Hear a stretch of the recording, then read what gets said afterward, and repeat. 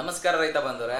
ತುಂಬ ಜನ ಏನು ಕೇಳ್ತಾ ಇರ್ತೀರ ಅಂದರೆ, ಸರ್ ಇವಾಗ ನನ್ನ ಬೆಳೆ ಇದೆ, ಇದರ ಸೈಜು ನಾನು ಇನ್ನೇನು ಕಟಾವು ಮಾಡಿಕೊಡ್ತಾ ಇದ್ದೀನಿ, ಇಲ್ಲಿ ಇರ್ತಕ್ಕಂಥ ಸೈಜು ಒಂದೇ ಸಲ ಡಬಲ್ ಆಗಬೇಕು, ಇಲ್ಲಿ ಇರ್ತಕ್ಕಂಥ ಸೈಜಲ್ಲಿ ಗಣನೀಯವಾಗಿ ಏರಿಕೆಯನ್ನು ಕಾಣಬೇಕು, ಅಂಥದ್ದೊಂದು ಕೊನೆ ಸ್ಪ್ರೇ ಇದ್ದರೆ ಹೇಳಿ ಅಂತೇಳಿ ತುಂಬ ಜನ ಕೇಳ್ತಾ ಇದ್ದಾರೆ. ನೀವು ಸಾಮಾನ್ಯವಾಗಿ ಎಲ್ಲದಕ್ಕೂ SOPಯನ್ನು ಕೊಡ್ತಾ ಇರ್ತಾರೆ 0-0-50, ಆದರೂ ಕೆಲವೊಬ್ಬರಿಗೆ ಸ್ಯಾಟಿಸ್ಫ್ಯಾಕ್ಷನ್ ಇಲ್ಲ. ಇಲ್ಲಿ ಈ ಒಂದು ನಾನು ಕಾಂಬಿನೇಷನ್ ಕೊಡ್ತಾ ಇದ್ದೀನಲ್ಲ, ಇದರಲ್ಲಿ ವಿವಿಧ ಹಲವು ಮಾಲಿಕ್ಯೂಲ್ಗಳನ್ನ ಮಿಕ್ಸ್ ಮಾಡಿಬಿಟ್ಟು ಒಂದು ಕಾಂಬಿನೇಷನನ್ನು ಕೊಡ್ತಾ ಇದ್ದೇನೆ. ಸೊ ಮೊದಲನೇದಾಗಿ ಏನಪ್ಪ ಅಂತಂದರೆ, ಈ ಒಂದು ಸಸ್ಯದಲ್ಲಿ ಇರ್ತಕ್ಕಂಥ ಆಹಾರ ಅಲ್ಲಿರ್ತಕ್ಕಂಥ ಎಲೆಗೆ ಹೋಗದ ಹಾಗೆ ಆ ಒಂದು ಆಹಾರ ಹಣ್ಣಿಗೆ ಹೋಗಬೇಕು. ಸೊ ಅದಕ್ಕೆ ನಾವು ಇಲ್ಲಿ ಪ್ಲಾಂಟ್ ಗ್ರೋತ್ ಇನ್ಹಿಬಿಟರನ್ನು ಹೋಮೋಬ್ರಸಿಲೋನೈಡ್ಸ್ 200 ಲೀಟ್ರಿಗೆ 200 ml ಕೊಡೋಣ. ಫಸ್ಟು ಸಸ್ಯದಲ್ಲಿ ಹೋಗ್ತಕ್ಕಂಥ ಈ ಒಂದು ಆಹಾರ ಸೀದಾ ನಮ್ಮ ಹಣ್ಣಿಗೆ ಸಿಗಬೇಕು. ಸೊ ಇವಾಗ ಇನ್ಹಿಬಿಟ್ ಮಾಡಿಬಿಟ್ಟು ಈ ಎಲ್ಲ ಆಹಾರನ ನಾವು ಹಣ್ಣುಗಳಿಗೆ ಸರಬರಾಜು ಮಾಡಿದ್ವಿ. ತದನಂತರ ಈ ಒಂದು ಸೈಜು ಉದ್ದ ಆಗಬೇಕು. ಸೊ ಅದಕ್ಕೆ ನಾವು ಜಿಬ್ಬರ್ಲಿಕ್ ಆ್ಯಸಿಡ್ 2 ಗ್ರಾಮ್ 200 ಲೀಟರ್ ನೀರಿಗೆ ಬಳಸೋಣ.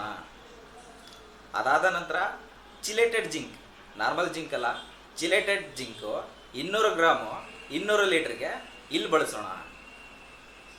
ಮೊದಲನೇದಾಗಿ ನಾವು ಸಸ್ಯದಲ್ಲಿರ್ತಕ್ಕಂಥ ಈ ಒಂದು ಆಹಾರನ ಎಲೆಗೆ ಹೋಗದೆ ಹಣ್ಣಿಗೆ ಡೈವರ್ಟ್ ಮಾಡಿದ್ವಿ. ತದನಂತರ ಈ ಒಂದು ಹಣ್ಣನ್ನು ಸೈಜ್ ಮಾಡಿದ್ವಿ. ಬಟ್ ಅಲ್ಲಿ ತೂಕ ಬರಬೇಕು. ಒಳಗಡೆ ತೂಕ ಬರೋದಕ್ಕೆ ನಾವು 19 ಅರ್ಧ kg ಹಾಗೂ ನೈಟ್ರೋಬೆಂಜಿನ್ ಸಿಕ್ಕರೆ ಒಂದು 400 ml, ಅದು ಸಿಗಲಿಲ್ಲ ಅಂದರೆ ಅಮೈನೋ ಪೌಡ್ರು.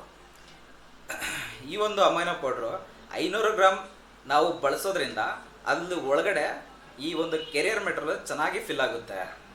ಸೊ ಇದ್ರ ಜೊತೆಗೆ ನಮಗೆ ಸೈಜು ಬರುತ್ತೆ, ತೂಕನೂ ಬರುತ್ತೆ, ಮಾರ್ಕೆಟಲ್ಲಿ ಒಳ್ಳೆ ವ್ಯಾಲ್ಯೂ ಸಿಗುತ್ತೆ. ಮುಖ್ಯವಾಗಿ ಗಮನಿಸಬೇಕಾದಂತಹ ಒಂದು ಅಂಶ ಏನಪ್ಪ ಅಂತಂದರೆ, ನೀವು ಈ ಒಂದು ಬೆಳೆಯನ್ನು ಈ ಒಂದು ಕಟಾವು ಮಾಡಿಬಿಟ್ಟು ತೆಗಿತೀರಂದರೆ ಈ ಒಂದು ಕಾಂಬಿನೇಷನ್ನ ಉಪಯೋಗಿಸಿ.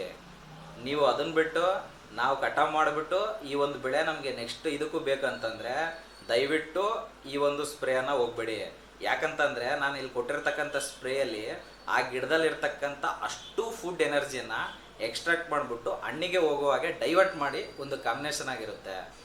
ಇದಾದ ನಂತರ, ಇದು ಕಟಾವಾದ ನಂತರ ಈ ಗಿಡಗಳು ಭಾಳ ದಿನ ಬದುಕೋದಿಲ್ಲ, ಅಲ್ಲಿ ಸಾಯುವಂತಹ ಚಾನ್ಸಸ್ಸು ತುಂಬ ಇರುತ್ತೆ.